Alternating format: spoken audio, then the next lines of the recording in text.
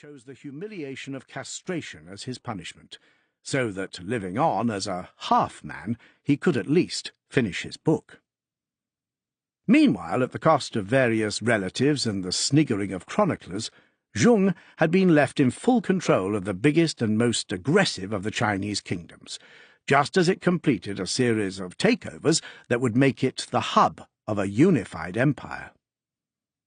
Zheng's Qin forebears had done most of the work already. They had fooled the people of Shu, living in what is now Sichuan, beyond the near-impassable Qinling Mountains.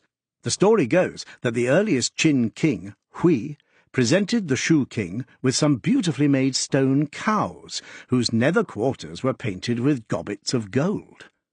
The credulous royal neighbour asked for these gold-excreting marvels as presents, and allowed King Hui to build a road with wooden bridges and galleries through the mountains so they could be moved to Shu.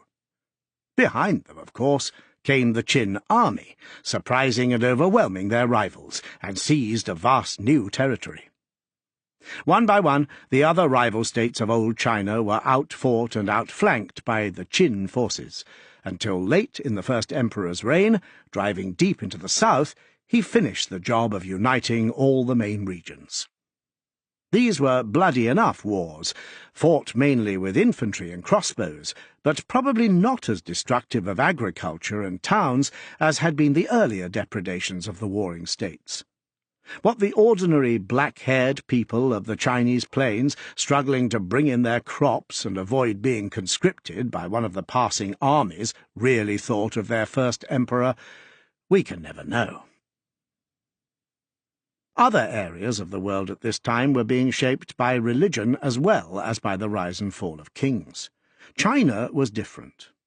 As noted earlier, there was a long tradition of worship of ancestor spirits and local gods.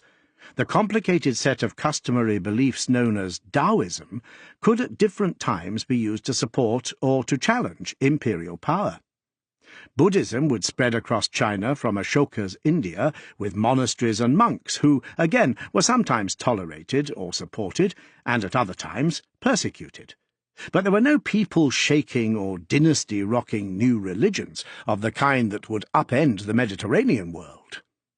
The educated Chinese had philosophy as their unifier. By the time of the first emperor, though, the humane conservative social vision of Kongzi, Confucius, had been challenged by a new school of political thought, normally known as legalism. The legalists put the need for order and submission above everything else. It was a creed based on fear of social anarchy and designed to appeal above all to rulers. Law, severe but impartial and certain, was the overriding social good. Legalists taught that the state should organize the people, irrigate the land, standardize weights and measures, and allow its servants and soldiers promotion on strictly practical grounds, how many enemies they had killed, for instance. In return, the state organized families and villages into groups to spy on one another. The fearsome arsenal of state punishments included being torn apart, boiled alive, beheaded and sawn in two. For the lucky ones, there might be merely a bit of finger slicing or kneecap removal. On the other hand, recent evidence suggests that the law was at least applied carefully and impartially, and may not have been, in practice, quite as cruel as it sounds. Thanks to the silver tongue of the sinister legalist sage known as Lord Shang, the Qin state took this doctrine to its heart.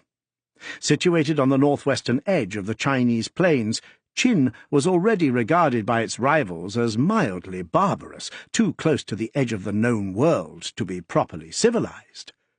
Legalism had made it even grimmer, even tougher, and more repressive. Its war philosophy now involved the mass slaughter of the enemy when possible, and terror tactics.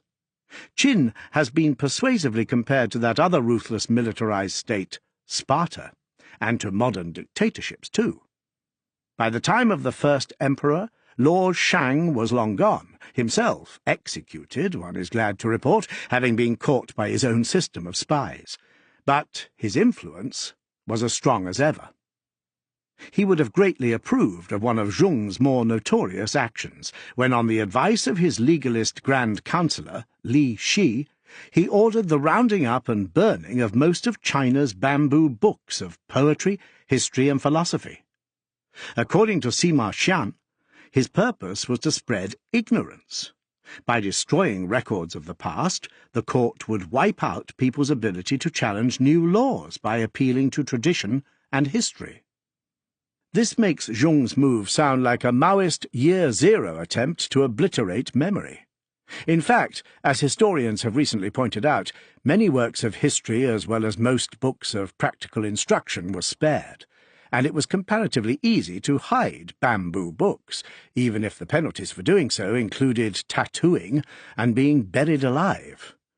Chinese tradition is insistent that Zhong did bury many Confucian scholars alive. Mao would praise him for this, but said he should have killed more. It is possible that Sima Xian was exaggerating to make his profession seem even more martyred and heroic than it was. Certainly, the Chinese passion for historical records and poetry was barely interrupted. Zhong's wars against the last rival states were not his final legacy to China. He survived an extraordinary assassination attempt when the killer gained access to him by bringing him maps of enemy territory and the severed head of a rebel general. The general had been in on the plot and had magnanimously cut his own throat to help. But rolled up in the map was a dagger, and according to Sima Xian, the assassin and the emperor fought hand to hand before Zhong won, his courtiers simply looking on, horror-struck. Not surprisingly, Zhong grew ever more paranoid, building covered walkways between his palaces so nobody could be sure where he was. Grandiose building projects, including huge canals and waterways, became steadily more important to him. Famously, he ordered the extension and patching up of earth and stone walls to keep out the barbarians, part of what would become the Great Wall of China, and established packed earth roads to connect the many parts of the empire. The anarchic rivalry between the states concerning such things as coin values, measurements, axle lengths, and scripts at last came to an end. In particular, without Zhong, it has been argued, China would have no single system of writing, and therefore no coherent cultural identity. He travelled his new realms, showing himself and his army to the subjects of the new empire, and raising triumphal columns. His self-aggrandizement led to him punishing a hill that had been struck by lightning, cutting down its trees and painting it red, and to a fruitless search for immortality that involved hunting large and probably mythical sea creatures with a crossbow. He may have contributed to his own death by swallowing mercury pills that a doctor had suggested as a short cut to immortality. Which in a way they were, for Zhong is known today outside China mainly for his huge funeral monument with its estimated 8,000 warriors, the terracotta army, its horses, chariots, and administrators buried under a vast mound near Xi'an. We have to go back one final time to our historian, who tells us that at the centre lies the man himself, surrounded by a model of the Chinese world, with rivers made of mercury and a constellation of stars above him. It is possible that this is all true. There is indeed evidence of abnormal quantities of mercury under a nearby hill, suspiciously regular in shape and about the right size for the funeral palace itself. Perhaps over the next few decades, the greatest archaeological excavation in world history will reveal Zhong himself. Zhong, like other Chinese, believed in a shadow world after death, similar to this world, and which had to be carefully prepared for.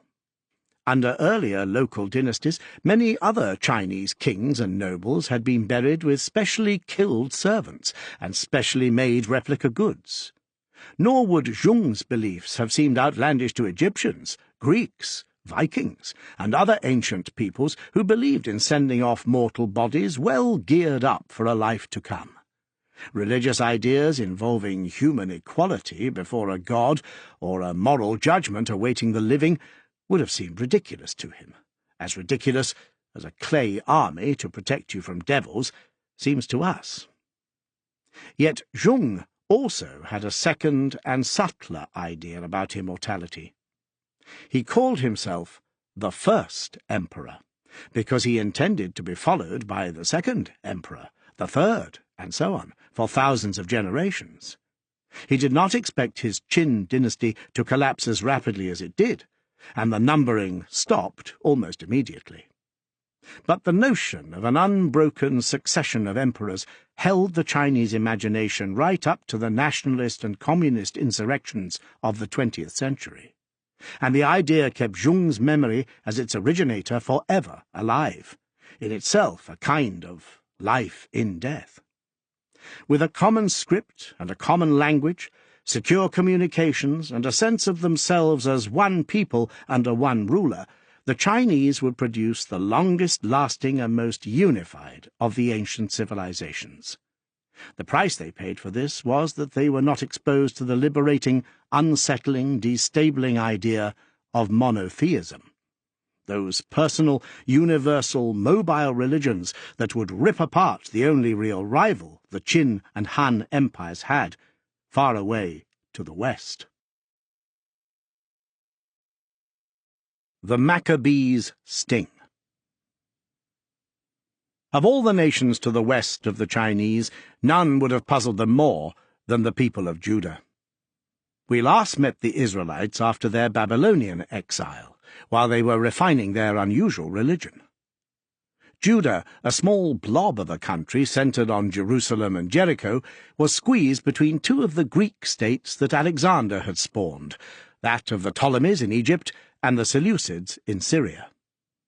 By around 200 BC, Judah had fallen under the control of the Seleucid Greeks, and a culture war now began between the Greeks, with their sophisticated, pleasure-loving philosophical traditions, and the intense, inward-looking Israelites under their high priests. Greek, or Hellenistic, culture was by now the common property of much of the Western world, providing access to a single set of stories, heroes, ways of thinking, eating, and behaving. In cities all over the eastern Mediterranean, statues, paintings, and buildings, including theatres and gymnasia, gave Greek culture great allure. It can be fairly compared to the magnetism of the film, the music, and the food of 20th century America. To reject it required great strength of purpose. Inevitably, many Jews, particularly richer ones, Greeked themselves, competing in athletic games, dressing like Hellenes, and even, apparently, managing to reverse their circumcisions. The Greek Seleucid kings wanted Jerusalem's high priest to serve as their colonial governor. An unseemly series of dodges, bribes, and even a murder degraded the holy office, as the Greeks tried to turn Judah into a normal Greek society. From 167 BC, the Seleucid king Antiochus IV banned many Jewish rites, outlawing circumcision, Jewish feasts, and sacrifices. Worst of all, Zeus was brought, in statue form, into the temple itself. At this point, one of the books of the Old Testament that Protestant Christians are rarely familiar with, that of the Maccabees, continues the heroic story of the Israelites' resistance to the would-be modernizers. The accounts start with Alexander the Great, whom the Israelites rightly saw as the initial cause of the trouble. And he subdued countries of nations and princes, and they became tributaries to him. And after these things he fell down upon his bed and knew that he should die. A long line of horrors committed by Antiochus is then enumerated, including the slaughter of mothers who circumcised their children. The children, too, were hanged. But then a priest, Mattathias, appeared, who refused to bow to the Greeks. When a certain Jew, who had clearly become semi-Greek, arrived in the temple to sacrifice to a pagan idol, as Antiochus had ordered, Mattathias killed him, and the king's messenger too, then fled into the mountains. There a resistance army was formed. To start with, Religion trumped military common sense, and 1,000 Jews died because they had refused to fight on the Sabbath. The no fighting on the Sabbath rule was quickly suspended. When old Mattathias died at the ripe old age, apparently, of 146, his son, Judas Maccabeus, took over as commander. Much of the rest of the narrative, written soon after the event, recounted the guerrilla war waged by the Jews under him, against the Greek armies, which, armed with their elephants, seemed terrifyingly powerful. Jewish militants seized and forcibly circumcised children. Pagan altars were overthrown, and eventually Jerusalem itself was recaptured by the Jewish insurgency. Compared with many parts of the conventional Bible, it is an exciting war story. Mattathias's other sons, Jonathan and Simon, became kings in their new Hasmonean kingdom. They expanded Judah's territory, smiting unfortunate and weaker neighbours in their path, and made a powerful, if dangerous, friend by allying with a rising city of which they knew little, Rome. The Maccabees' War of Independence had been a new thing for the Jews, a great political triumph. It had, however, come at a fearful price in terms of deaths. It seems to be around now that Jewish theology started to grapple properly with the notion of an afterlife, something earlier Judaism had said little about. Presumably there was a feeling that these martyrs must have died for something. The book of Daniel, written at around this time, says that many who sleep in the dust of the earth will awaken, these for eternal life, and those for disgrace, for eternal abhorrence. This was a new idea that would leave a heavy imprint on 2,000 years of Christian teaching, and it seems to have emerged out of a guerrilla war.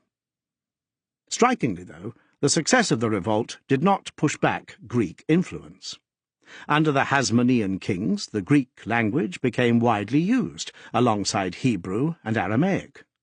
Jewish communities began to trade and spread throughout the Greek world, until it was said that there were around 1 million Jews living in Alexandria alone. This must be an exaggeration, but it shows how large Jewish communities loomed. Damascus became another big Jewish centre. Most large ports had Jewish communities, with their meeting houses known by the Greek word synagogue, in which their sacred books were edited and codified and taught. The books were translated into Greek, and many believers seem to have spoken languages other than Hebrew and Aramaic. Non-Jews who supported synagogues and adopted the religion had a special name of their own, God-fearers.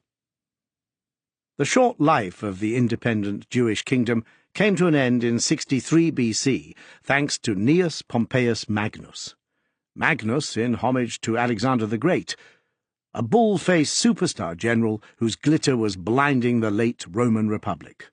Pompey, as we know him, was a charismatic career soldier with a brutal edge.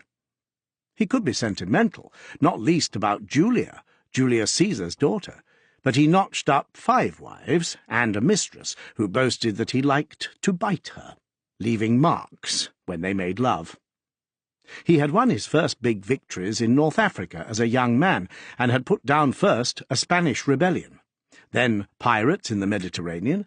In his latest campaign he had swept through Pontus and Asia Minor, almost reached the Caspian Sea, and then turned on Syria, where he had snuffed out the kingdom of Antiochus XIII, descendant of the man who had provoked the Maccabee revolt. Unfortunately for the Jews, they were busily engaged in a civil war of their own between 2 brothers, the princely sons of Queen Salome, each supported by one of the main sects, the Sadducees and the Pharisees.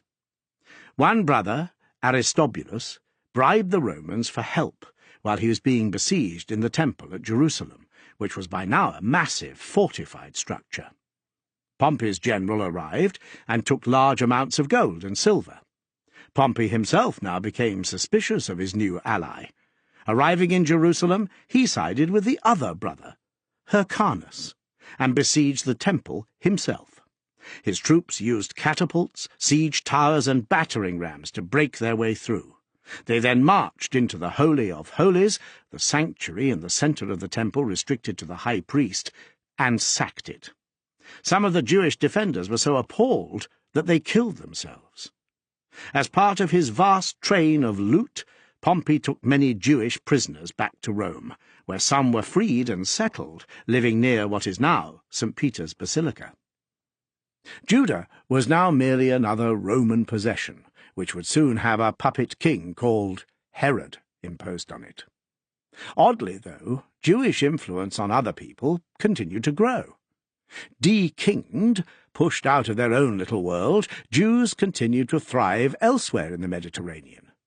An argument rages between Jewish historians about the extent to which Jews now went out to convert others.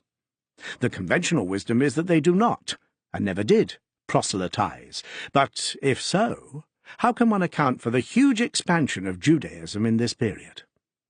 The great Jewish historian, Salo Baron, points out that, having been a people of around only 150,000 in the 5th century BC, they accounted for around 10% of the Roman Empire by the 1st century AD. Norman Cantor, another US-based Jewish historian, reckons, at the time Jesus of Nazareth lived and died, and Herod's temple was destroyed, some 6 million Jews lived in the Roman Empire. Of these, 2/3 were living in the diaspora. This seems too large a proportion to be accounted for by birth rate or journeys made. Because Jews themselves were later on the sharp end of Christian and Muslim missions, there is a reluctance to accept that Judaism was itself a missionary religion. Yet, as early as 139 BC, Jews were being expelled from Rome for trying to convert Roman citizens. A little later, the great lawyer-politician Cicero complained about proselytizing Jews. 2 emperors, Tiberius and Claudius, transported Jews from Rome for the crime of trying to convert Romans. Roman writers such as Horace, Seneca, Juvenal, and Tacitus all discussed the issue. Later, the Emperor Theodosius published ferocious decrees in the Christian era against anyone who attempted to make converts to Judaism. Judaism and then Christianity, initially seen by Romans as a version of the same, were disruptive creeds because of their emphasis on equality before God and their denial of the divinity of emperors. They argued for a reality outside the reality of daily life in the empire. They became popular beliefs among the literate middle classes of the Roman world, the traders and small landowners remote from real power. Jews, though not to start with Christians, served as soldiers too. They represented a restless, ceaseless force. The Jewish historian Shlomo Sand makes the point that every monotheism contains a potential element of mission. Unlike the tolerant polytheisms, which accept the existence of other deities, the very belief in the existence of a single God impels the believers to spread the idea of divine singularity. The acceptance by others of the worship of the single God proves his might and his power over the world. This is such an important story to the West, and such a complicated one, that it is worth trying to summarize it so far. The Hebrew people had first separated themselves from what had been common in the Mediterranean, the worship of many gods. Very slowly, and with much argument, they had narrowed their focus to a single God, Yahweh. Many Jews had disagreed over this, but with time their one-God prophets won the argument. When their first kingdoms were destroyed and their leaders exiled to Babylon, the priests developed this thinking further. God was both the only God and the potentially universal God, unconfined to a single area. Instead of walking only in his own land, he was everywhere and nowhere. This God had a relationship with every believer, and his laws were written down. They could be carried around and easily disseminated. The later Judean kingdom fought a vicious war of liberation, as we have seen, and in contemplating its many martyrs, it developed another powerful idea, that there might be an individual, personal life after death. Because of the military politics of the ancient world, Greek conquest, then Roman Empire, the people who held these beliefs became widely scattered around the Mediterranean, as traders and merchants with their own communities and buildings. Believing themselves to be in possession of a vital truth, they spread the word and tried to convert others. Conventional Jews were later elbowed aside as the main monotheistic influence by radical breakaways who believed everyone should convert to their faith, the followers of Jesus of Nazareth, of whom more later. This is a story of the endless human search for meaning, belonging, and consolation, and it came about because of the geography of the Middle East, its ancient wars and trade routes, and finally, the awesome power of Rome. Christianity, then Islam, would destroy any chance the classical world might have had to develop a single unified civilization on the Chinese model. But without its imperial conquerors, those materialistic, this-worldly generals, monotheism would not have got going, nor have spread until it conquered the conqueror. The rise and fall of the Romans. The conquerors of the Jews had been polytheists. Like the early Jewish kingdoms, early Rome was an obscure place on the fringes of the Greek world. It has also been compared to the kingdom of Qin, another austere, ruthless state on the edges which had to toughen up to survive. At about the same time as Judah was defeated by the Babylonians, the small kingdom of Rome was defeated by its neighbouring power, the Etruscans. Like the Jews, the Romans told stories about their earliest origins. Instead of the exile in Egypt, they had the tale of Aeneas leading them from Troy to their promised land, a group of small hills by a marsh. Or, another story, they had been founded by a wanderer called Romulus, who had been suckled by a wolf and later murdered his brother. So, from the first, Roman stories involved swagger. Troy was about as good an origin as the ancient world could imagine. Migration and violence. Rome turned out to be well placed. It was far enough from the centre of the Greek world to be mostly left alone. It was on a river, the Tiber, which sea-going ships could navigate at least part of the way, yet its fortified hilltops offered protection from sea-borne raiders. Finally, it was on the southern edge of a part of Italy that was under the domination of the Etruscans. The Etruscans were traders as well as warriors, with a Phoenician-derived alphabet and strong links with the Greek states. They would give the Romans many of their customs, including the grouping of citizens by hundreds, or centuries, and would ensure that this small city was connected from early on with the wider Mediterranean culture. For a period, the Romans were ruled directly by Etruscan kings, though they eventually rebelled and threw them out. The essence of the Roman story is politics and war, not religion. Traditional Roman religion involved a complicated array of gods which they would later try to align with the famous Greek pantheon.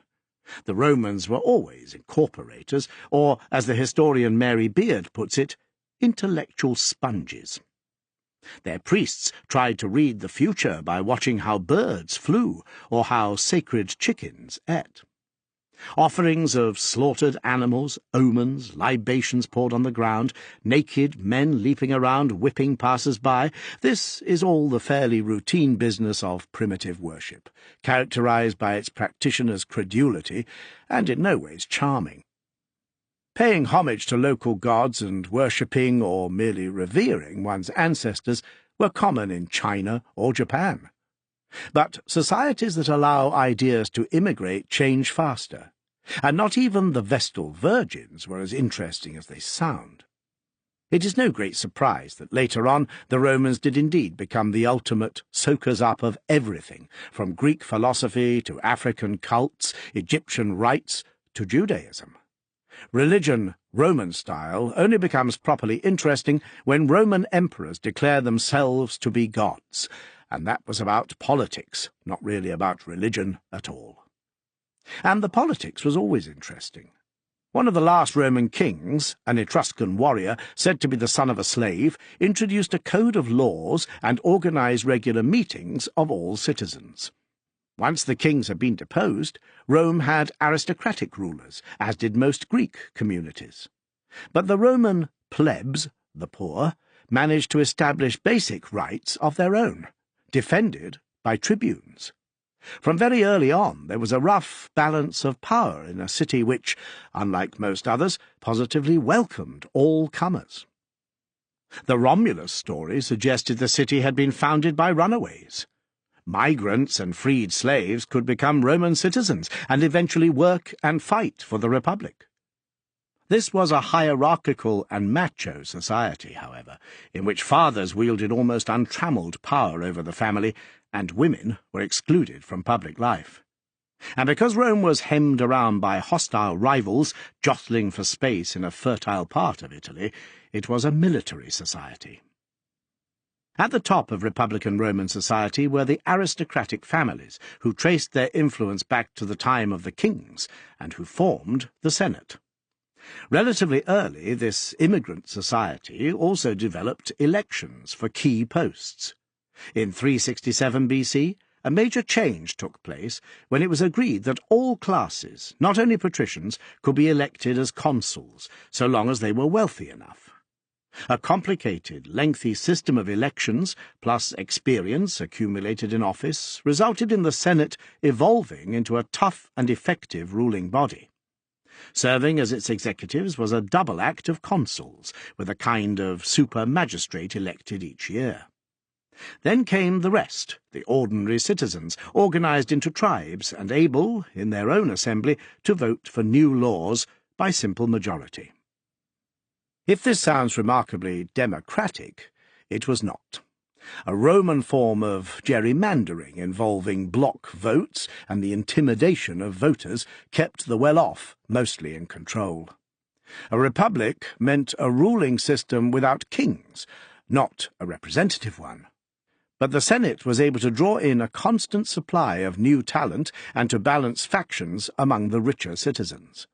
The voting system and the tension between different bodies kept absolute power, the folk memory of tyrant kings, at bay. Most impressively, the Senate was able to balance its own traditional authority with rights for incomers and poorer citizens, both those living inside the walls and those farming beyond. There was always tension, and later on, at times of food shortage or military failure, an almost revolutionary spirit could flare up. When it came to arguments about land and justice, Roman citizens had louder voices than their counterparts in most other regions of the Mediterranean world. They may have been more Philistine and more provincial than the Athenians, but the Romans had evolved a clever political equilibrium, which generally warded off any possibility of internal chaos. Their system threw up a regular supply of good administrators and lawmakers, and they managed to absorb large numbers of new citizens from far outside the city itself.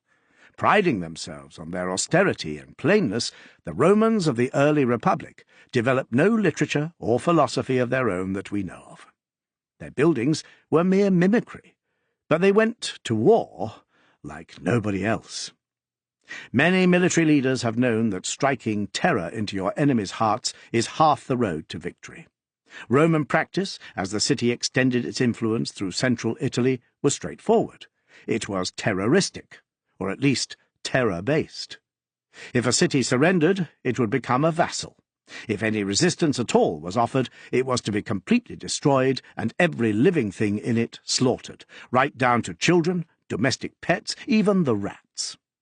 Roman citizens were conscripted for army service, and as with the free Greek hoplites, citizenship and war-making, solidarity and attack became intertwined ideas.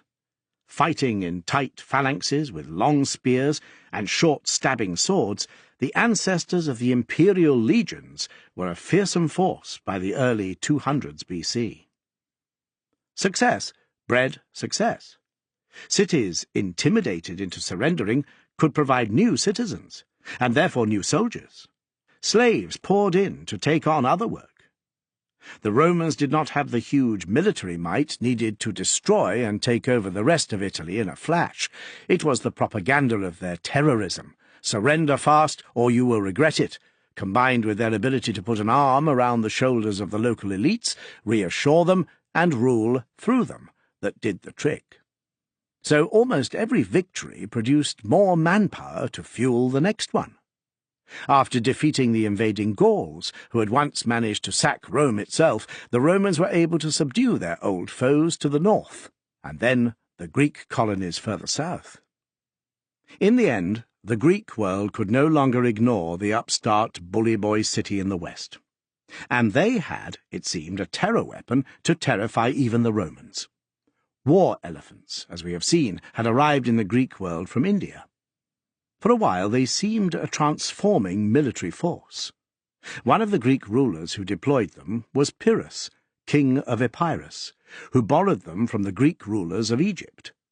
A dashing, silver-armoured leader, Pyrrhus was asked for help against the Romans by one of the Greek states in Italy under attack. He brought his elephants to Italy, the first time they had been seen there, and won 2 victories against Rome. What is extraordinary, however, is that the Romans, though awed by the creatures, and not believing they were mortal until one had its trunk severed, did not break. They held these inheritors of Alexander's power to such bloody draws that Pyrrhus famously declared, "Another such victory, and we shall be lost." Later, the Romans tried to frighten the elephants by covering pigs in fat, then setting them on fire and driving the screaming animals at them. Nasty, but it seems to have worked, because Pyrrhus eventually withdrew back to Greece, where he continued to use elephants to fight until killed when an angry woman threw a roof tile at him. For the Romans, this all turned out to be good preparation.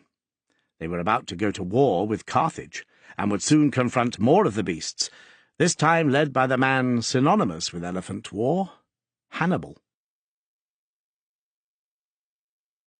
Carthage. A lost future? Among the great speculations of classical history has been the thought that Carthage, not Rome, might have won the Punic Wars. Its greatest general, Hannibal, came within a whisker of success. After the horrendous Battle of Cannae in 216 BC, which left between 50,000 and 70,000 Romans dead, the road to Rome lay almost undefended. Roman allies defected, Romans panicked. Hannibal was urged by his cavalry commander to march south and finish the city off. He did not, but for a short time he had a huge advantage. Had he taken Rome, our world might have been very different. Carthage, which had survived for 6 centuries on the North African coast, protected by huge harbour walls, was essentially a sea power, whose navy at the time was as large by tonnage as those of Britain, Spain, or France in the 1700s. Its merchant ships traded with the Canary Islands, sailed down the Atlantic coast of Africa, picked up tin from Britain, and criss-crossed the Mediterranean. Perhaps a Carthaginian West would have sailed to America centuries before the Europeans actually did.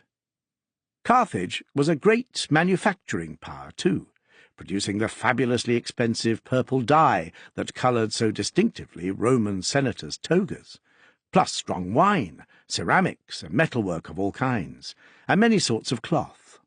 Its fleet was mass-produced and then assembled at speed like modern flat-pack furniture, a trick that would be forgotten until the rise of Venice, and which allowed the Romans to reverse-engineer Carthaginian vessels and make themselves seafarers too.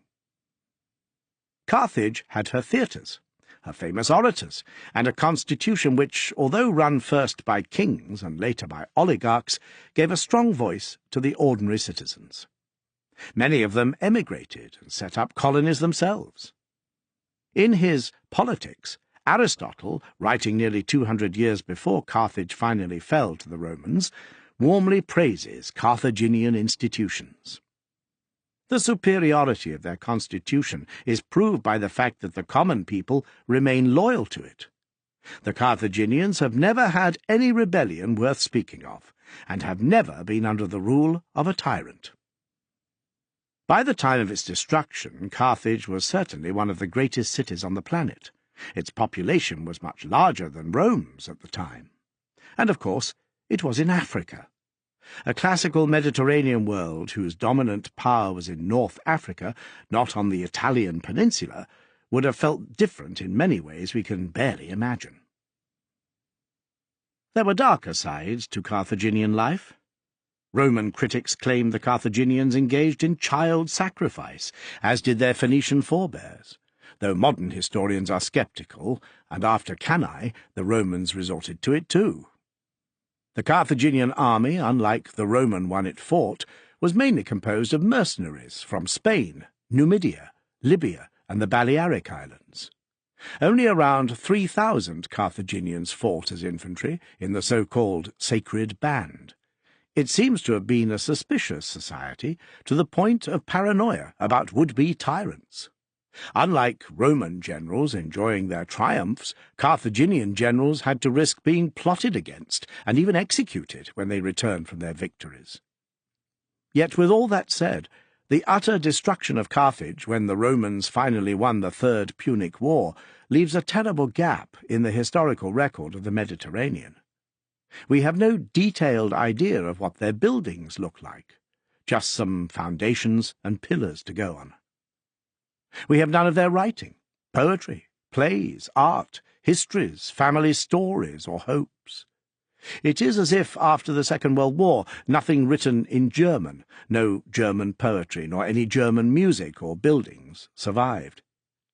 Had the fortunes of war gone slightly differently, of course, there would have been no imperial Rome either. Would schoolchildren now be brushing up on their Punic verbs, studying the epic sea voyages of Carthaginian heroes to the Caribbean, listing jokes made about Hamilcar by Carthaginian orators? Sometimes, seeking deep causes, we create the illusion of inevitability. It is possible that Carthage ultimately fell because it lacked the flexible and open attitude to citizenship and the sinewy political system of the Roman Republic. It is equally possible that it fell because of a few bad decisions on battlefields. Apparently insignificant causes can trigger momentous changes. At any rate, after long years of bloodbath and struggle across Italy, Sicily, and North Africa, Carthage finally fell. After his epic crossing of the Alps, when it was his cavalry rather than his elephants that mattered most, and his bloody victories over the legions, Hannibal's ravaging of Italy eventually ended when he was defeated by Scipio Africanus and sent into exile by his own people. Carthage would finally be annihilated in 146 BC, wiped out in an orgy of Roman killing, rape, and destruction. Once Carthage had gone, Rome could turn on the Greek states that had inherited Alexander's world, on Macedonia and the Seleucid Empire, which ran from present-day Turkey to the steppes. As a system of powerful military empires, the Greek world was starting to collapse. In its ideas about beauty, philosophy, the arts, and mathematics, it would have a very long half-life, almost as the conscience of the Roman world. Some of its greatest thinkers and inventions were yet to be born, but it is from the fall of Carthage and the Greek kingdoms to the Roman legions that we can date the real beginning of the imperial Roman world. Money and politics. Why? Because the Roman Republic, with its boasted austerity and virtue, its all-in-this-together patriotism, could not survive its own success. The plunder that began to pour in, and would arrive in ever greater quantities, corrupted its political system. A sudden new source of wealth tends to corrupt any political settlement. The Roman system of taxation and spending was rackety, to say the least. The wars allowed massive personal fortunes to be accumulated over which the state had virtually no control. It is estimated that rich Romans were, for instance, about twice as rich as the wealthiest Han Chinese aristocrats. To start with, the poor were bought off with subsidized food and public entertainment. By 167 BC, direct taxes on Roman citizens went altogether, replaced by tribute from Sicily, Greece, Spain, and Africa. Roman magistrates sent out to govern the equivalent in acreage of New South Wales were allowed to enrich themselves, returning wealthy enough to bribe and organise their way to greater power at home. Corruption became endemic in the politics of the city. Yet the poor, still paying indirect taxes, had a hard time of it. As the super-rich bought up farms and ran them with slaves, the peasants, who had once been seen as the backbone of Roman virtue, were displaced and sent jobless to the city. In this period we learn of a new disease, luxuria, or decadence, or simply too much. The long decades of constant fighting and the arrival of ever more captives, cowed allies and slaves, resulted in the Roman armies ceasing to be militias of citizens serving their time and becoming semi-independent and dangerous bodies. Class war began to brew. On the one hand, the new decadence was horrifying Roman moralists. Greek homosexuality seems to have become more acceptable, and the price of boy lovers rocketed. Gladiatorial fights had always been popular in Rome. They went back to Etruscan models. But now the games became ever more lavish, featuring exotic animals and fighters, as rich office-seekers tried to buy popularity. Yet at the same time, hordes of displaced peasants and city workers struggling to live, the easily mobilized mobs of Roman politics, crowded the streets. Radical orators, most famously the brothers Tiberius and Gaius Gracchus, called for land reform and the cleaning up of the political scene. Both were murdered in an orgy of violence which started to sweep through Rome. Members of the aristocratic Senate seethed at the possibility of reform, though they were divided on the issue. Eventually, a military hardman, Sulla, took Rome to the edge of civil war before making himself dictator and increasing the powers of the senators and the army. It is a sequence familiar in the capitals of other great empires, the extreme inequality created as loot from abroad pours in, the corruption of voting systems and of representative institutions, hoarse cries for change from the streets, the undertow of violence, the mailed fist as the army strides in to clean things up. The imbalance of power created by empire unbalances the empire itself. Roman life spun out of order, out of all control. Senators continued to act as if they were living in the old republic, speechifying and plotting. But the armies could no longer be trusted, and social unrest worsened.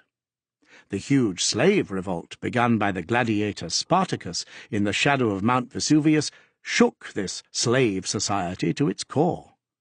His 70,000-strong force of former gladiators and farmers defeated 2 armies in the year 71 BC.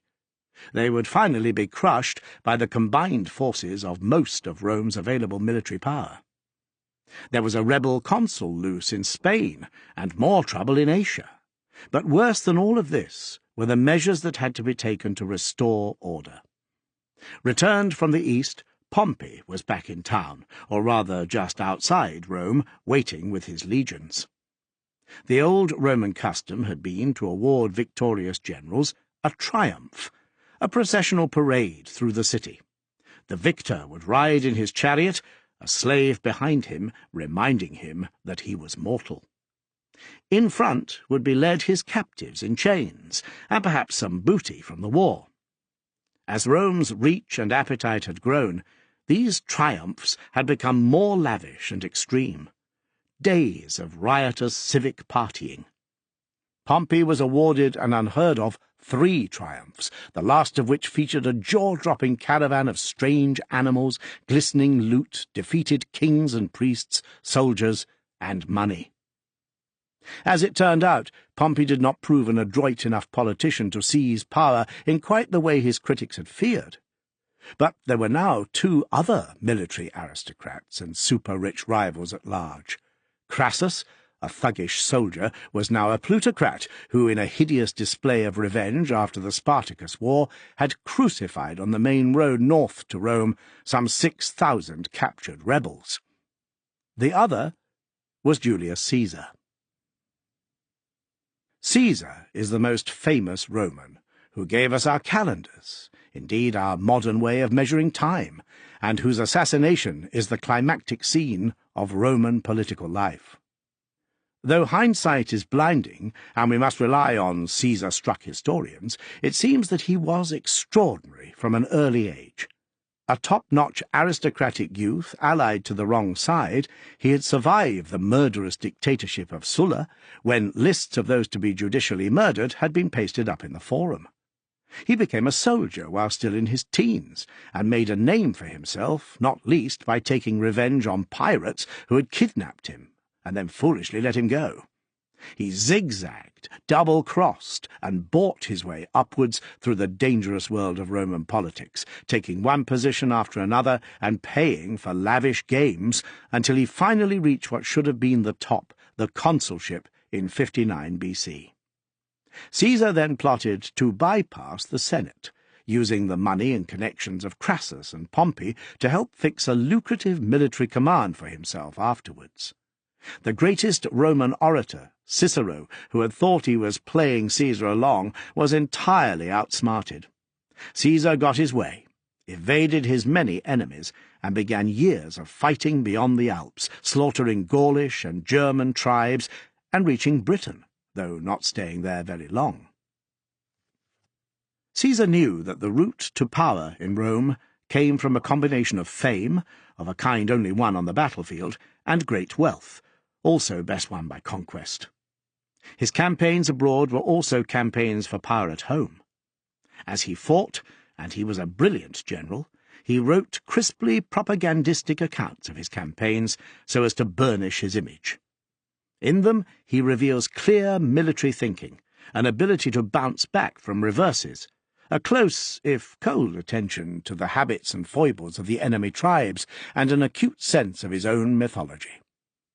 What Caesar's Gallic wars do not properly explain is that he was engaged in destroying another civilization in order to improve his own position. This was not genocide, since he was prepared to do deals with tribes that knuckled under, and was interested in gathering slaves as well as mounds of corpses, but it was culturecide. The Celts built mainly with wood. They had an oral culture, not a written one. Archaeological surveys during the latter part of the 20th century suggest they were far more successful than once thought. They built roads, and possibly earlier than the Romans had. Celtic roads were often built across boggy land and forests, and were of oak bound together, so they have mostly vanished, except for fragments found in Ireland, Wales, and Germany. Caesar would devote himself to reforming his calendar, but the Celtic calendar is argued by some to have been more accurate. The bronze find, known as the Coligny calendar, is certainly sophisticated. Some Celtic historians argue that they had considerable urban centres, which we tend to call tribal forts rather than towns, because we have swallowed Roman propaganda. Roman historians disagree, considering this an exaggeration. Some Celtic towns were round, while others in the south had long stone walls. Gaulish houses were certainly more than huts. They could have 2 stories and even courtyards. The Gauls seem to have had a system of counting populations. The Gauls mined gold and silver, produced their own worked gold ornaments, as complicated and heart-wrenchingly beautiful as any object made by Roman hands. They fought with sophisticated tactics. Their chariots and large shields particularly impressed the Romans, and used iron ploughs and threshing machines that were better than those most Roman farmers had. True, they were organized into archaic tribal groupings, but then so had the Latins been until fairly recently. The Romans made much of their Druids' dreadful habit of burning people alive in wicker baskets to appease the gods, and their head-hunting and these practices were regrettable, but the rebel-crucifying Romans, addicted as they were to blood-soaked arenas, were hardly in a position of high moral authority. Some Gauls, at least, were well-travelled, serving in Greek and Egyptian armies, and settling in those lands too. Their women had greater freedoms than Roman women, including complex divorce rights if they were ill-treated. Unlike Roman women, some may have risen to become leaders, and the revolt of Queen Boudica certainly suggests this. There are also richly ornate female graves in France and Germany. Rather like Native Americans, they showed a deep thirst for booze sold to them by Greeks and Romans, though this was wine rather than whiskey. It appears to have been a welcome novelty for drinkers of wheat beer. Of their poems and music we know next to nothing. Unlike the Carthaginians, however, they were always likely to be defeated. What they lacked was the civic system, the sheer organizational reach of the Roman world. In a fight between a nation and tribes, the nation will win. Caesar's destruction of Gaulish culture involved not only the deaths in battle of more than 1 million people, 1.2 million according to his own bland accountancy, but also the starvation or taking into slavery of roughly the same number. This suggests that up to 1 in 3 people in Gaul disappeared, a slaughter rate that rivals the worst butchers of the 20th century. To put it another way, Caesar had proportionately a similar effect to the Black Death, which killed between 30% of people in the Middle East and anywhere between 30 and 60% of Europeans. Unlike the bacterium Yersinia pestis, however, or the rat fleas that carried it, Caesar was mainly concerned with his own political career. The victories, and his accounts of them, followed by processions of slaves and loot, built him an ever-growing popular reputation in Rome, while his personal wealth grew fatter. In effect, he had made himself warlord over a huge slab of Europe. When the time came for renewing his position, he struck a cynical deal with Pompey and Crassus, sharing the spoils in return for a further extension of his murderous but highly profitable rule. When he responded to the deaths of 70 Romans in an attack by German tribesmen by killing some 430,000 men, women, and children, even some Romans, such as Cato, were disgusted. By the time Caesar was ready to return, he had the money, the army, and the popular reputation to permit him to do almost anything. His frightened enemies saw him as the enemy of the Senate, of the old order, and indeed of the Roman Republican constitution. Against that constitution he was forming an alliance of people ready to be bribed and entertained, individuals who saw him as an essential and successful new leader, and he was readying his legions. Caesar's only problem now was that if he returned after his command was formally over, he could be prosecuted for his behaviour as consul so many years before. He could not be sure that he would not be found guilty and killed. So he crossed the small river that separated his command from Roman territory, the Rubicon, and marched on Rome itself. If the constitution threatened him, he would destroy the constitution. Pompey, slow to grasp quite what a threat Caesar had become, declared himself a defender of the Senate. Then, along with many senators, he fled Rome to fight elsewhere. Caesar arrived in the city to claim his stolen inheritance. The people were well primed for the mass bribery that followed, and his relatives arguing his case. It was touch and go. Paying off the legions was more difficult than expected, but enough of his enemies had fled into exile with Pompey and others to allow him to impose himself on the city. On the corpses of Celts and on the silence of empty villages, Caesar had now raised as his political monument the death of Rome's once proud republican tradition. Caesarism has become a bad word in politics, and for the best of reasons. Cleopatra and Caesar, a story of failure. To try to see Cleopatra plainly, we have to squint and shade our eyes. To squint past the splash of poetry and the flash of movies, past the Shakespeare and the Hollywood, past the lip-smacking Roman rumours and the erotic Victorian paintings. She was no vamp, no saucy baggage. She was a brilliant politician. She was a tough and wily Greek ruler trying to manipulate power as the Roman Republic collapsed, not a pleasure-seeker with a luring eyeliner. Her life was a constant struggle to reverse the collapsing fortunes of one of the Mediterranean's great powers, Ptolemaic Egypt. And she was one of classical history's great losers. With her death, an empire dating back to Alexander the Great vanished, as did the rule of the pharaohs. This is a story of civil war as much as it is a love story. After Alexander's death in Babylon in 323 BC, aged only 33, his generals had fought over the many scraps that remained of his conquests.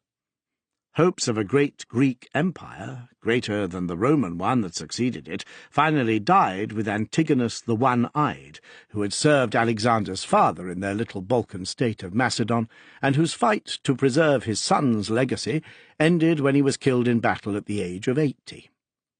Among the kingdoms that emerged was Egypt, ruled by Cleopatra's ancestor Ptolemy Soter.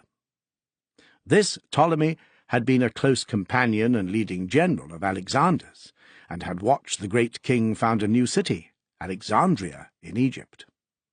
He moved quickly to claim control of it, and as part of his claim he managed to grab Alexander's body as it was being taken back to Greece for burial. In Alexandria the corpse was encased in a great shrine. Ptolemy had to fight off rivals to keep it there, where it had totemic power like the relics of later saints would have for Europeans. Indeed, the bones of St. Mark were stolen from Egypt by Venetians to give their young republic a similar legitimacy.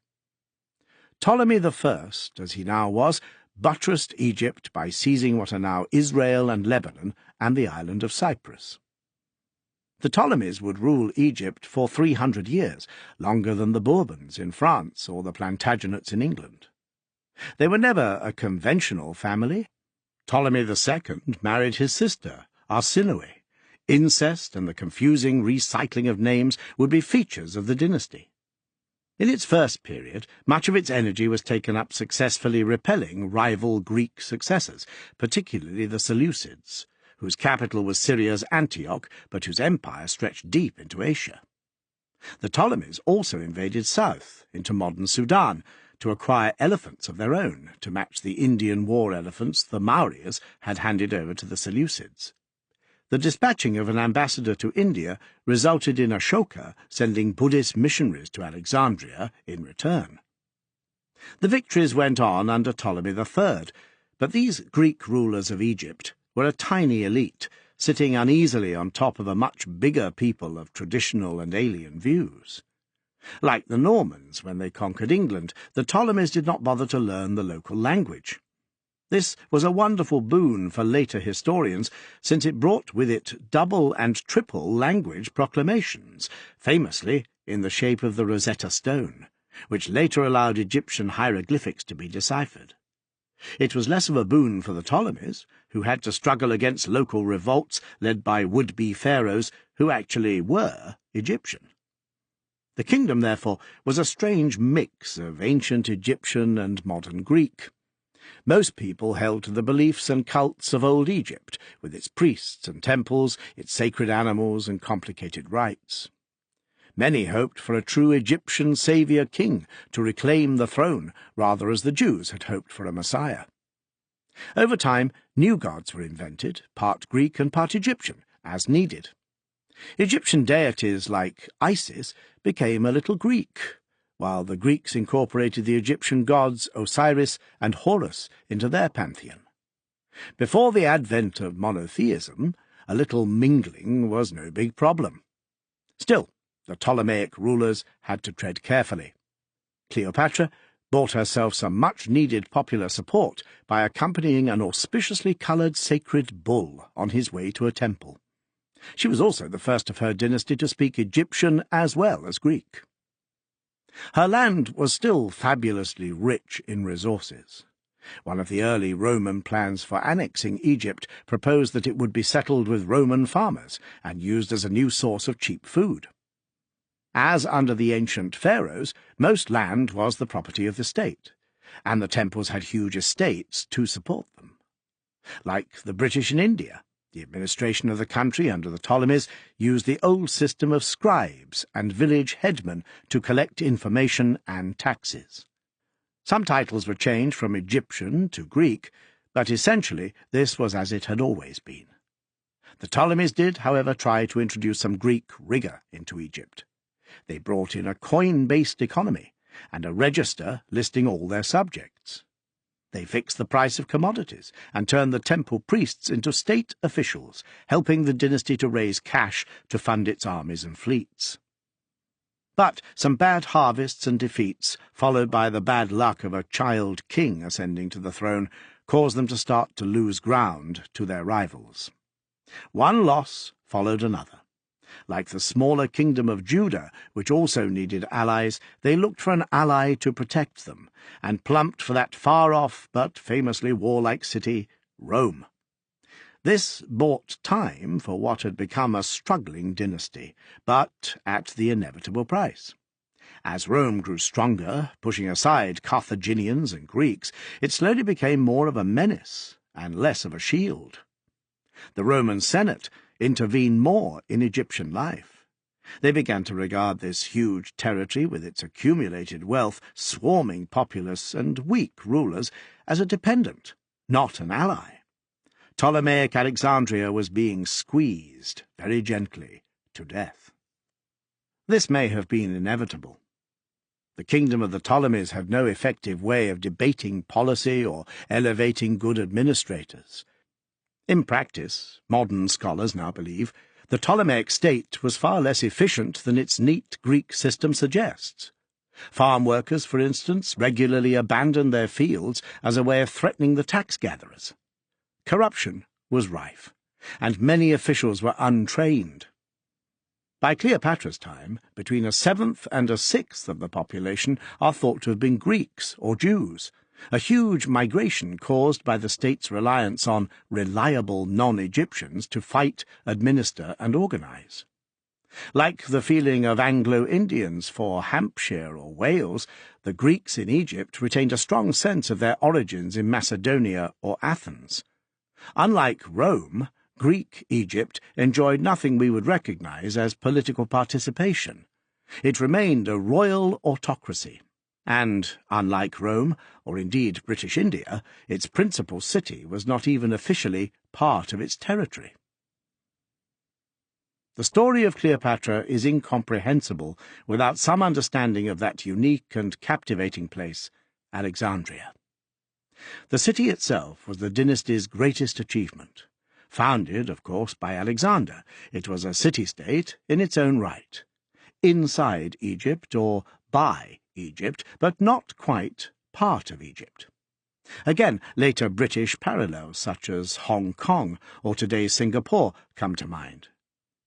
Like them, Alexandria was a melting pot city of immigrants and merchants which had soon swollen to 500,000 people, the same size as the capital of the Chinese Empire of the time, and in the west rivalled only by Rome itself. Even the Chinese had heard of its extraordinary Pharos lighthouse, one of the 7 wonders of the ancient world, rising 300 feet and with a statue of Zeus and a blazing beacon to guide vessels into port. Alexandria boasted proper town planning, grand buildings in the Greek style, and above all, its museum and library. The word museum derives from the worship of the Muses, and has caught on all over. The original museum in Alexandria was, however, less a collection of objects than an academic study centre, with living quarters, restaurants, and full-time researchers. The library, founded by the first Ptolemy, and perhaps assembled by one of Aristotle's pupils, was not open to the public. It was an expression of state cultural pride, intended to contain a copy of every book written in Greek, which in classical times meant almost every book outside China.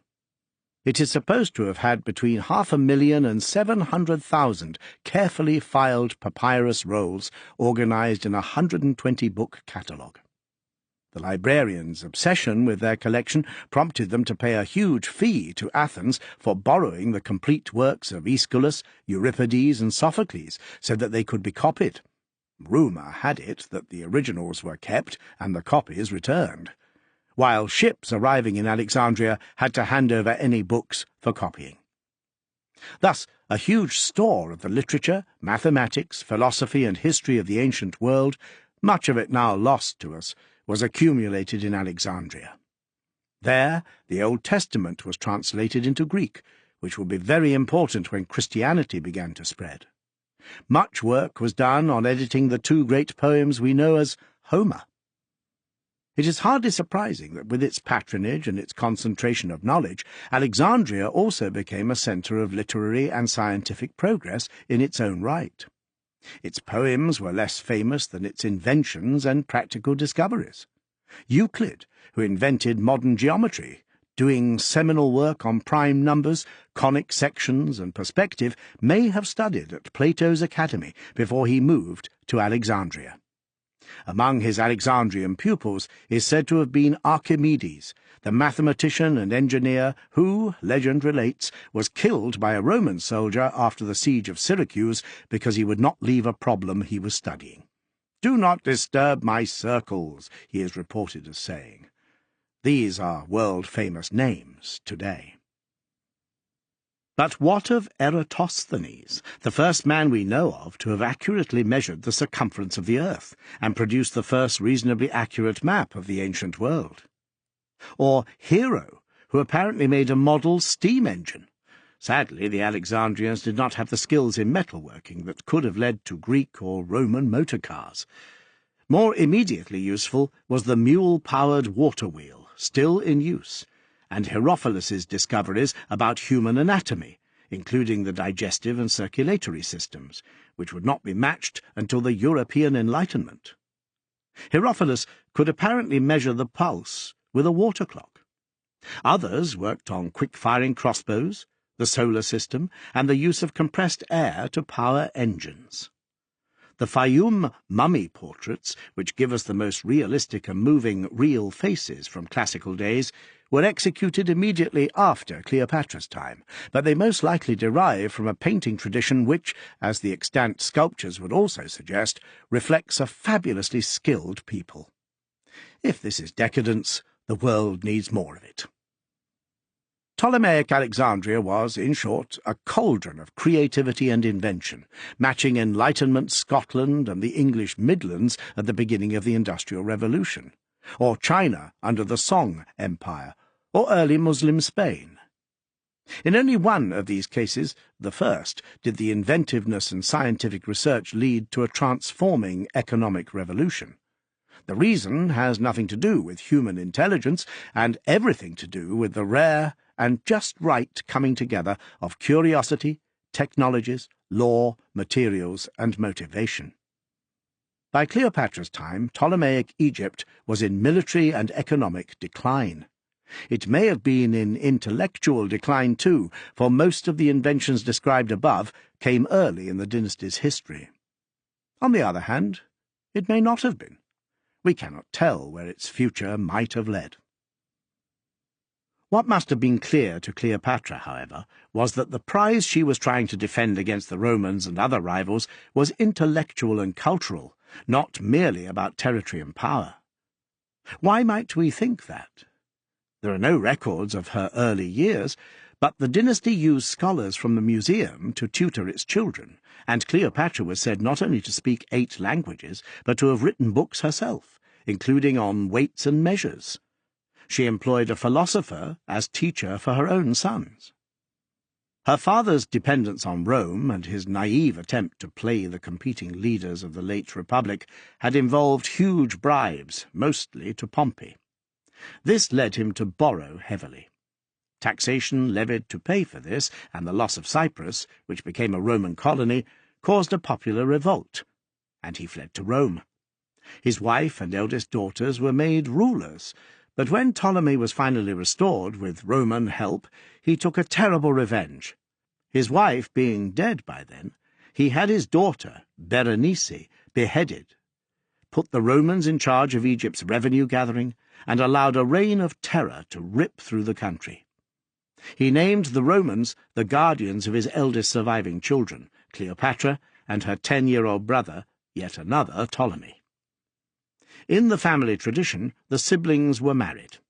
In the family tradition, too, they fought like sacred cats in a sack. When Ptolemy XII died, the 18-year-old Cleopatra had no intention of sharing power with her brother, even though Egypt had no tradition of queens ruling on their own. She moved fast, won allies, declared herself a goddess who loves her father, Another family tradition was taking notably hypocritical titles, and had her face stamped on coins. For a while, she seemed to have won, but a combination of political conservatism and famine allowed her brother and his supporters to oust her. She fled into exile, hoping to raise an army. Even as a young woman, she had spunk. At this point, luckily for her, her brother Ptolemy XIII made a terrible mistake. Pompey, whom we last met having fallen out with Caesar in the never-ending power struggle of these two military tycoons, had finally proved himself the worse commander as well as the lesser politician.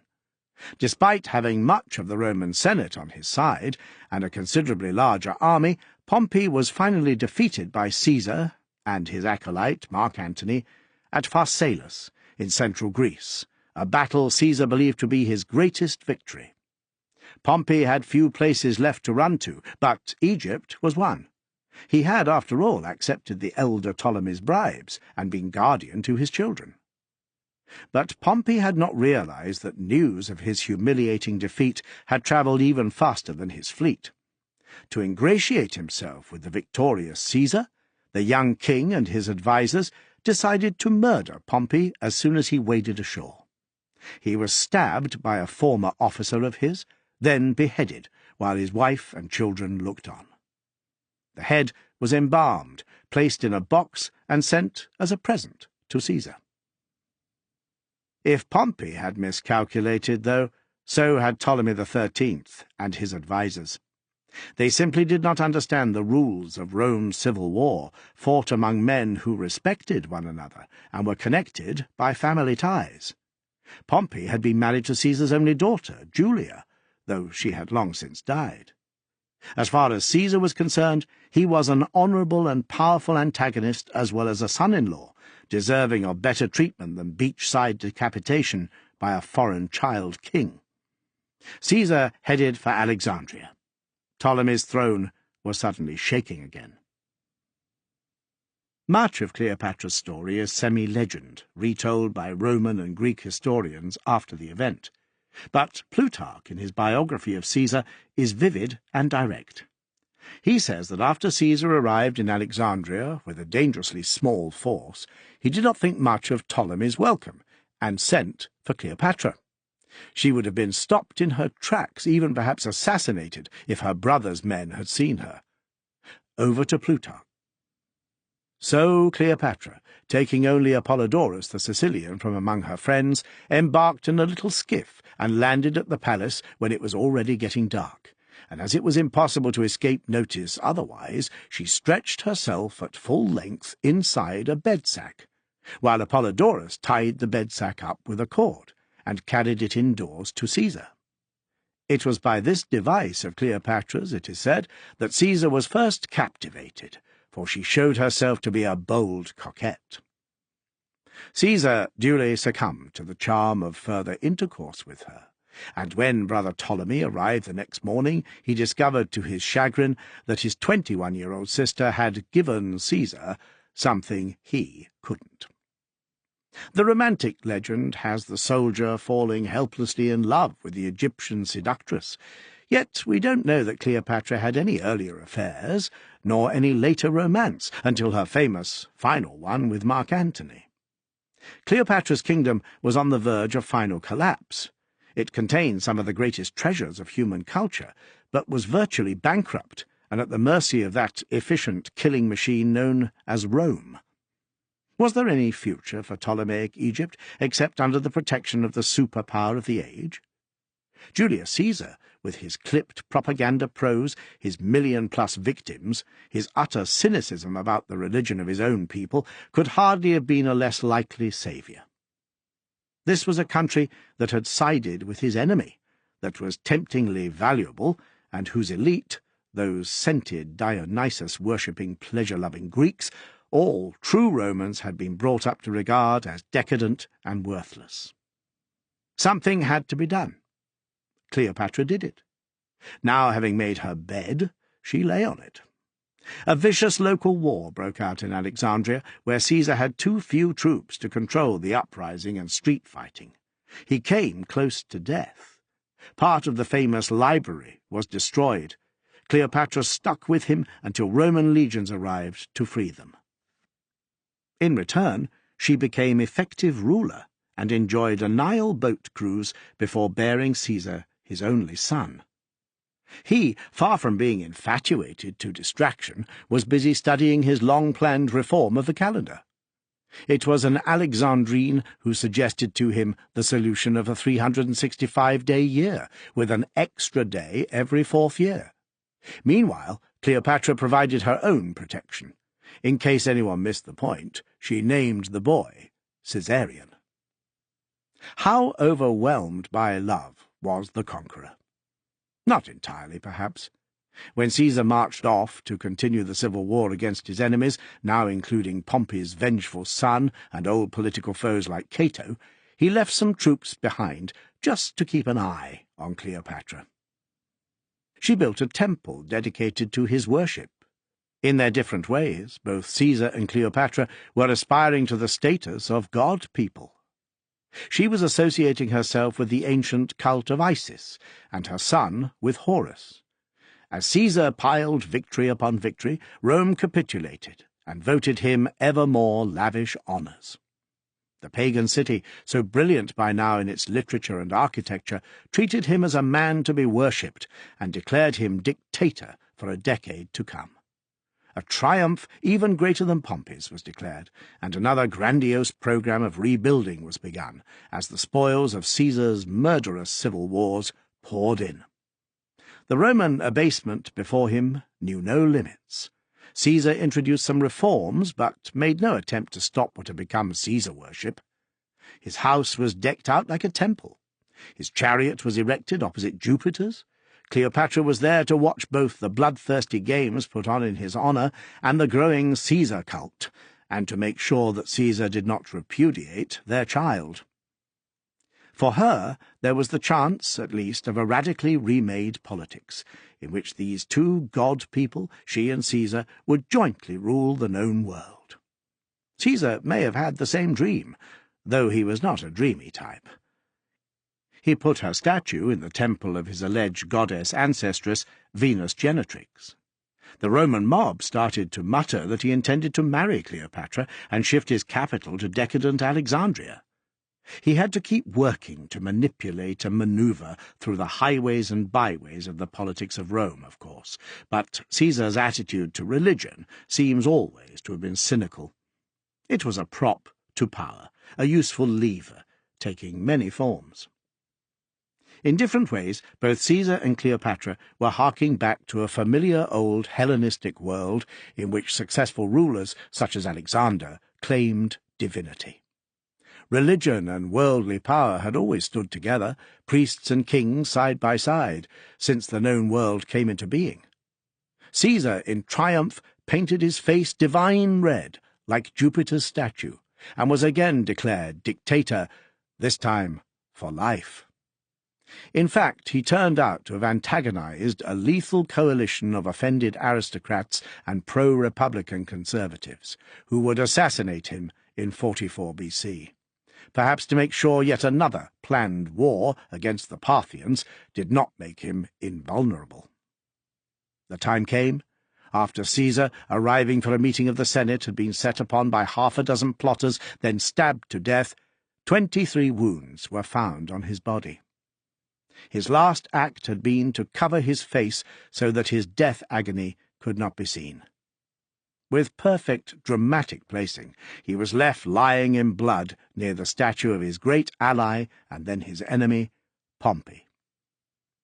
Caesar had helped finish off a republic which, for all its faults, had lasted more than 400 years. Its notions of citizenship and its rejection of monarchy had given the world something important. Caesar had not found a way of ruling this heterogeneous and sophisticated society, but his republican assassins had underestimated the popularity of a rich, god-mimicking strongman. They too were soon dead, while the association of divinity and worldly rule grew ever stronger in the Roman world. Its first true emperor, Caesar Augustus, was deified on his death by the Senate. Hardy soldier farmers in a tough republic had mutated into rich imperial politicians, and now into servants to emperors. Soon Cleopatra would be dead too, the last of the pharaohs.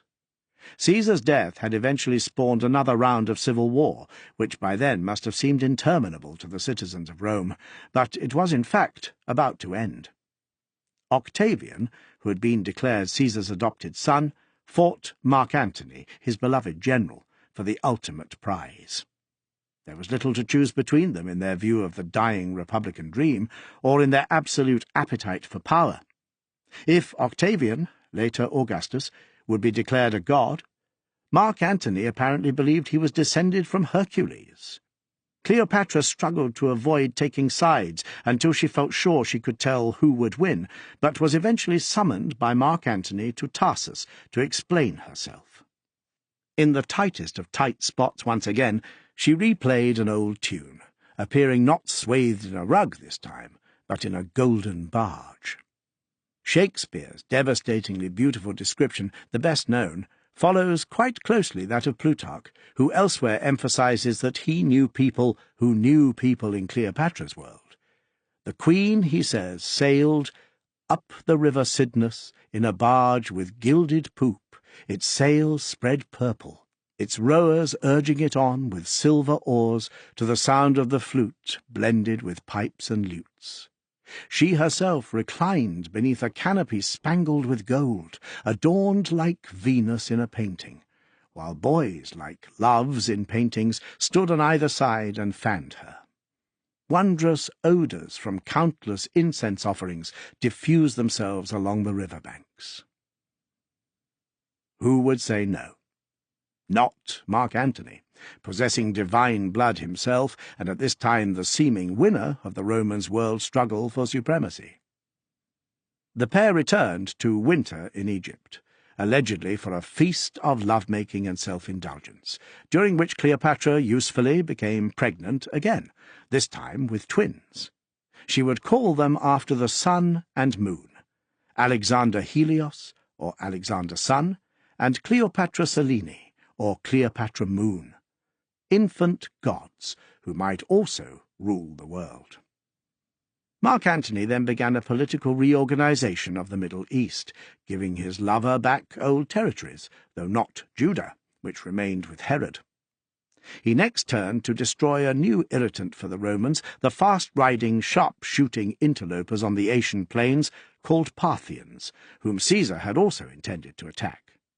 An Iranian tribal people who had developed their own empire and who traded with both the Mediterranean and the Han Chinese, the Parthians had developed more powerful bows and a form of mobile warfare against which the Roman legions seemed powerless.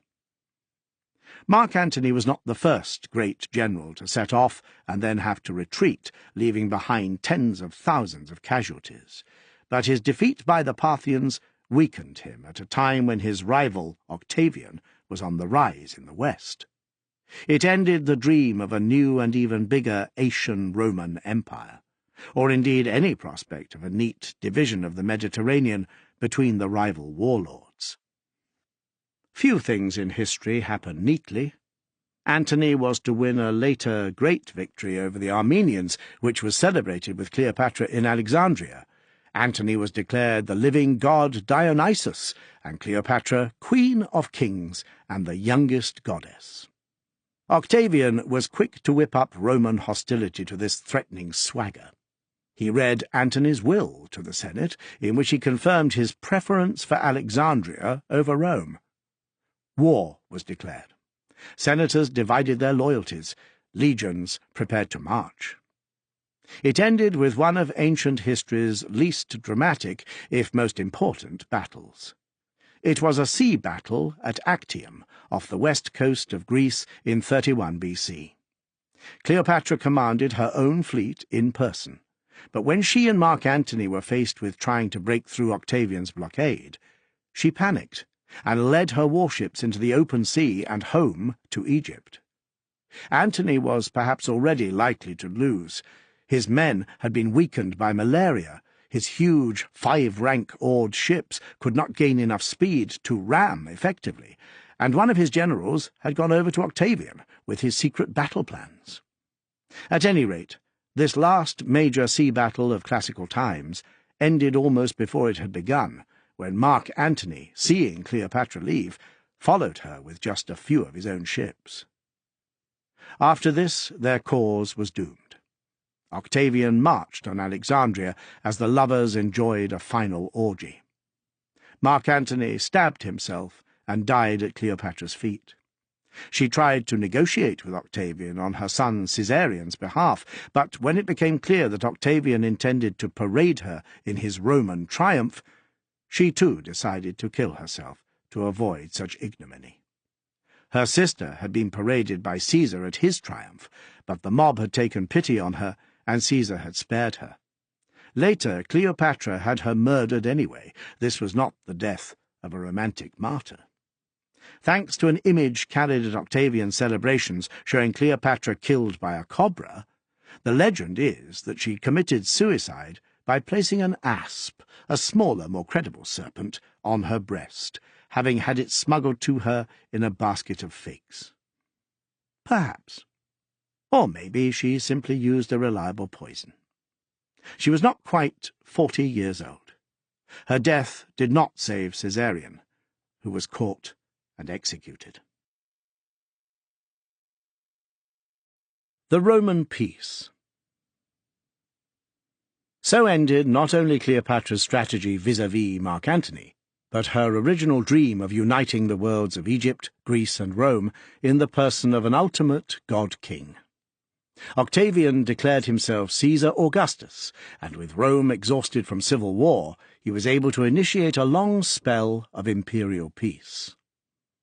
Edward Gibbon, the great English historian, famously described what followed as a happy period in human history, when the Roman Empire comprehended the fairest part of the earth and the most civilized portion of mankind.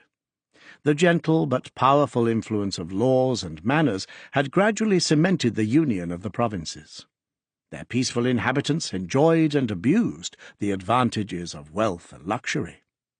The image of a free constitution was preserved with decent reverence. The Roman Senate appeared to possess the sovereign authority. His book, published between 1776 and 1788, which opens with this analysis, was concerned with why such an era of human happiness should have ended. He called it The Decline and Fall of the Roman Empire. His answer was the rise of Christianity, which we will come to. Most modern historians would shrink from blaming the followers of Jesus for the collapse of the Roman world.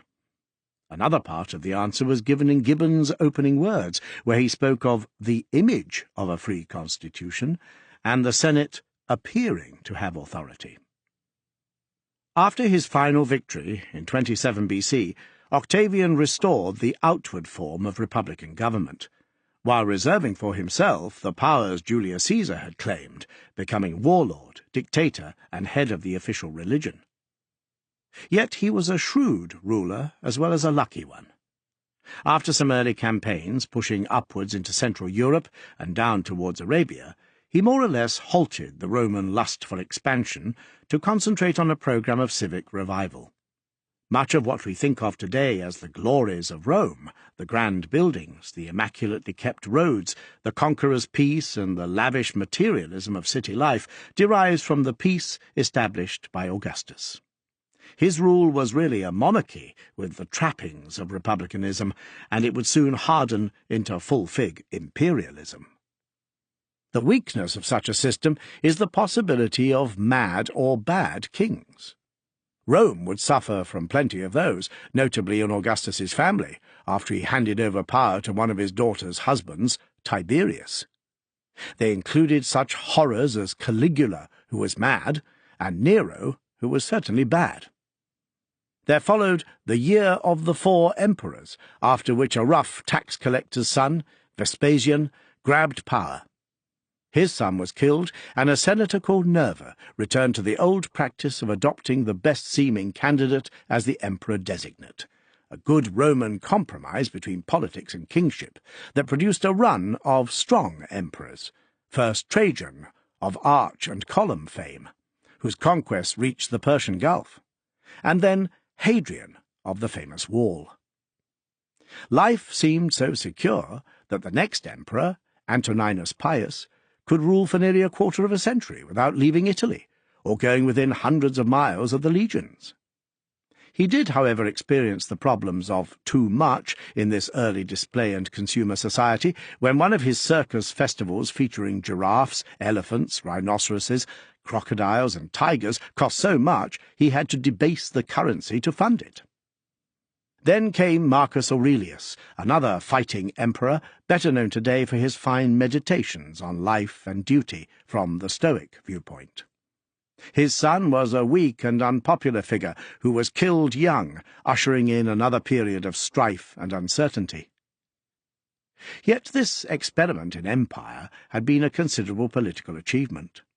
As with so many later regimes, ultimate power was with the army, which was why so many Roman legions were permanently stationed far from Rome on the new frontiers in Germany, Britain, and North Africa. Roman administrators spread the rule of law through elites who might have started out as British, Gaulish, Dacian, or Jewish, but who came to think of themselves as, at least partly, Roman. Inside the long walls of Roman imperial power, new ways of living thrived. Something akin to a Mediterranean-wide middle class emerged, city dwellers who as craftsmen, traders, shopkeepers, legal experts, teachers and builders accumulated enough wealth to enjoy exotic foods, public entertainments, and well-appointed private homes. Below them, but above the huge slave class, were the workers, whose lives, though precarious, were also enlivened by the fast food stalls of Roman towns, cheap wine, and distractions, including lotteries, gambling, and circuses, lifestyles not so unlike those of millions of today's city dwellers. Even if most people herding goats or ploughing clay in distant villages would have known little of all this, Roman imperialism brought obvious material benefits. What it did not bring was a coherent system of beliefs that bound people tightly together, or that provided them with satisfying ways of explaining their fate. Had it done so, then Gibbon's bugbear, Christianity, could hardly have taken off with such vigour. Julius Caesar and Cleopatra had seen religion and politics as pretty nearly the same thing, as ways of veiling their power so as to obtain the fealty of the masses. Like the emperors who followed him, Caesar could offer booty and favours to a few, and handouts to appease the plebs. But he could not inspire faith. The world Caesar had been born into was already a fallen republic, cynical and greedy, which had already experienced the rule of a part-time military dictator, Sulla. Yet it still thought of itself as having a virtuous and stable republican future. Hitherto reason, order, and political compromise had been possible. After Caesar, they were not. The Chinese parallel. China's first emperor and his warrior state of Qin had engulfed the central area of that part of the world in a succession of terrible wars.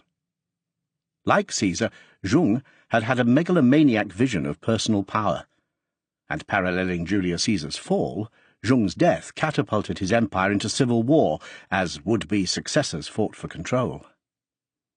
China's civil war was worse even than Rome's, yet in both cases, from the horror, emerged a centralized empire with a better chance of peace. Perhaps sheer exhaustion, the bloodletting cure, was part of the explanation. Though none of the Han Chinese rulers has the worldwide fame of Augustus, their achievements were on a similar level. They reduced military service, partially dismantled their huge armies, and got rid of the most vicious of the Qin laws. They created the first truly meritocratic and efficient bureaucracy that we know about, based on competitive examinations. Indeed, this was one of their great inventions, ahead of anything in the Roman world. So too were the Han troops' semi-mechanized crossbows, fired by disciplined ranks moving forward, then loading, like later European musket-based armies. Had it ever come to a fight between the Roman legions and the Han armies, the Chinese would surely have won. Like the Romans, the Han recruited tribes from the borders of their empire into their own armies, thus using barbarians to fight barbarians, and, as with the Romans, this eventually proved a problem. Because Han China's buildings were mostly of carved and painted wood, and its art was painted on silk, very little of its physical glory survives, much less than of Rome's. In general, its writings are more clerkish than the most gossipy and scandalous of the writers of the great Roman imperial age, but it was a highly sophisticated society. The historian Ian Morris has devised ingenious scales of human energy consumption to chart the rise and fall of societies, and on that basis the Roman and Han empires did similarly well, their people using up 7 or 8 times as much energy as their Ice Age ancestors. The Han suffered from plagues passed along trade routes between themselves and the Mediterranean, so at just the same time did the Roman world, presumably catching Chinese bugs. They suffered droughts and barbarian invasions too. But because of Zhong's centralization, the Chinese made progress. They had the peace and space to build new canals and roads, to spread fresh ideas about irrigation, to develop weights and measures, laws and money that were all widely understood. With the Han Empire they emerged into a world that would have been unimaginable during the long slaughter of the Warring States period. In a similar way, the grandeur and relative prosperity of the Roman Empire at its height remains awesome, and it might have been hoped that a perpetual new Western order had been established. From southern Scotland to North Africa, and from Portugal to Syria, a network of superbly engineered and maintained roads allowed Roman citizens to travel faster overland than any previous people, and as fast as any to come until the arrival of the railways. Aqueducts, sewers, bathhouses, and hypercaust heating literally underpinned the Pax Romana. Administrators could be trusted even if they were never as effective as their Chinese rivals. The legions became foreign legions as outlying tribes were brought in and tamed. Many others would follow Edward Gibbon in calling this the greatest period of civilized peace the world had known to that point. Despite the appearance of anything like democracy, the slave revolts and the distant clash of war on the tribal margins. Yet, as Gibbon's work tried to explain, this disciplined world would fragment and collapse. Many theories have been offered as to why. One that was not discussed in the 18th century can be added: climate change. Now, our better knowledge of Chinese history of the time makes the argument for it more persuasive. The world grew considerably colder between AD 200 and 500, after the so-called Roman warm period that had spread farming north and east through Europe and increased food production. This climatic shift not only hit farmers and produced periodic famines, it forced the tribes of Central Asia to move or else die. They were highly mobile, and so they moved, shoving earlier migrants west until they broke into the empire. As noted, migration and trade spread unfamiliar viruses, and appalling plagues broke out across the Roman world, attacking every generation after the 180s. At the worst times, in the 250s, thousands were dying in Rome every day. Hunger, disease, and the challenge of armed and desperate migrants were factors that Roman Europe struggled to cope with. Han China suffered from the same perils: poor harvests, plagues, and the consequent pressure of nomad tribes, in their case the Xiongnu. And although the Han had nothing like the disruptive impact of Christian zealots to cope with, they faced huge peasant rebellions and began to lose ground faster than did the Roman emperors. Their empire would break apart, and a period of semi-anarchy and ferocious disputes between rival claimants for the mandate of heaven would ensue. Both the Western and the Chinese empires suffered severe inflation and a shrinkage of agriculture, and both suffered invasion and revolt. In China, the Han state broke into 3 kingdoms, those of the Wei, the Wu, and the Shu Han. But this was only the beginning. The north collapsed, and small, unstable invader states replaced Chinese rule. The Jin dynasty, still claiming the mandate of heaven, retreated to the south and clung on, rather as the Byzantines clung on to Roman ways. The original promise of Zhong, the first emperor, of an unchanging central state, which had been pursued with skill by the Han, now remained only a dream, an aspiration, as was the Holy Roman Empire. But, unlike in the West, it was a dream Chinese rulers would re-establish. Climate, living standards, economic development, and politics cannot ultimately be disentangled. Measurements of historic pollution, and therefore of human activity, in ice cores and lake sediments show a sharp decline after AD 200, as both the Mediterranean and the Chinese civilizations shriveled. Ian Morris writes that in the Roman world, bones from cattle, pigs, and sheep become smaller and scarcer after 200, suggesting declining standards of living. And by the 220s, wealthy city dwellers were putting up fewer grand buildings and inscriptions. In the West, the decline of the old gods of classical times led Roman citizens to turn to Egyptian cults, beliefs going back to Zoroaster in Persia, and extreme versions of Greek philosophies, mixed with new faiths arriving from the Middle East. Augustan stability, all those roads and ports, spread these belief systems faster. Some seem to have mingled ancient beliefs with Buddhist and Hindu thinking, the New Age faiths of 2 millennia ago. Public culture had become cold and brittle, empty of deep human meaning. In China, there had been uprisings by Taoist religious groups, such as the Five Pecks of Rice movement, which declared that a deep corruption had infected the court. It called for equal distribution of land and proclaimed the need for personal moral reformation. That, too, may sound familiar.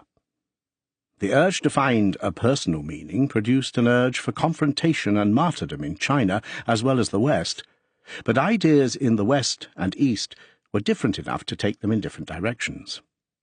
One idea, above all others, was to shake the Roman world, leaving the Chinese world untouched.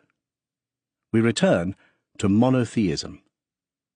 Cleopatra, on her way home from visiting Antony, had stopped en route to meet a local king. He later boasted that she had tried it on with him. The king was Herod, whose rule would become notorious around the world, thanks to the story of a thinker about to be born in Judah. The agitator triumphant. Not even great conquerors can always foresee the results of their actions. One of the Greek cities taken under Roman rule by Pompey was the bustling Asian settlement called Tarsus, now in Turkey. This was where Antony had summoned Cleopatra, and had been awed by her golden barge. Its people had been granted Roman citizenship. Among them was a thriving industry of tent makers, including Greek-speaking Jews, and to one of these families, of the tribe of Benjamin, a boy called Saul was born. Saul would become St. Paul, declared by many theologians to be the real founder of Christianity as a world religion, and the transmitter of that religion to people all around the Western Mediterranean, Jew and Gentile both. Few have had as much influence on mankind as the Tarsus tent-maker, who was alive at the same time as Christ, but who never met him. Paul had been, as he freely admits in one of his famous epistles, an outstandingly pious Jew, frequently in Jerusalem to study the law of Moses. He tells the Galatians, who had just founded a church, how much damage he had done to early Christians, and how I stood out among other Jews of my generation, and how enthusiastic I was for the traditions of my ancestors. He may have been present for the first Christian martyrdom of Stephen, stoned to death for declaring Jesus to have been the Messiah a few years after the crucifixion. A man with more than a touch of fanaticism, Paul was a member of the populist Pharisee sect, and had done his best to round up and crush this small but irritating local heresy. Partly because he was a Roman citizen, free to move around the imperial world, and a Greek speaker who could easily converse with its educated people, Paul would do more than anyone else to turn the little local problem into a global faith, a global movement, one that would help bring an end to the old Roman world and transform the West. His letters to the various Christian communities that he helped found are the earliest Christian writings to have survived. The 7 epistles, generally considered certainly to be by him, date from no more than 20 years after Christ's death. They tell us about Paul himself only in asides. Much of our biographical knowledge comes from his friend Luke in the Acts of the Apostles, compiled perhaps 50 years later.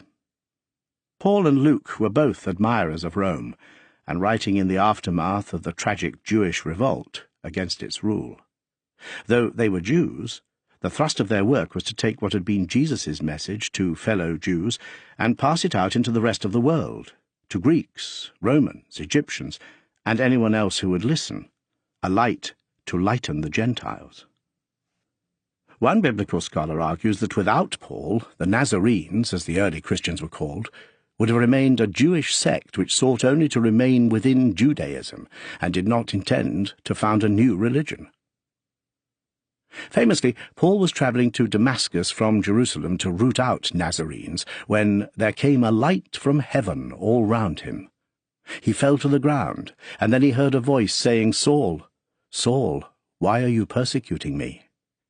He asked who the voice was. "I am Jesus." Blinded, he was led into the city to await further instructions. Albeit reluctantly, a member of the Nazarene church in Damascus, Ananias, restored his sight and baptized him into the new faith. Paul says that then, chosen by God, he hurried off to Arabia to consider his new life. Luke, on the other hand, says that he stayed in Damascus and learned about Christianity from the believers there. It has often been said that Saul suffered some kind of epileptic fit or hallucination, and that his moral extremism simply flipped sides from Judaism to Christ. Believers, of course, would say that Christ did appear to him. But the tent-maker and former persecutor was shaken enough to change his life and his name to the Roman Paul, and to spend 12 to 15 years crisscrossing the Middle East in a furious eruption of energy that would only end when he was executed in Rome during one of Nero's crackdowns on religious troublemakers. By his own account, he was at various times whipped nearly to death, stoned, shipwrecked, starving, thirsty, chilled to the bone, in danger from pagans and Jews, brigands and wild animals, so-called brothers and natural perils.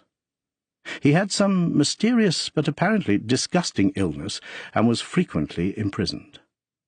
Paul tried all the time to keep friendly connections with his old Jewish faith, and engaged in confrontations with Jews as he attempted to explain why Christ's message superseded their beliefs. He baptized uncircumcised Greeks and Romans, including a centurion. The single mobile and class-blind God of the Jews, whose worship had already been spread, although thinly, throughout the classical world, would now have another attribute.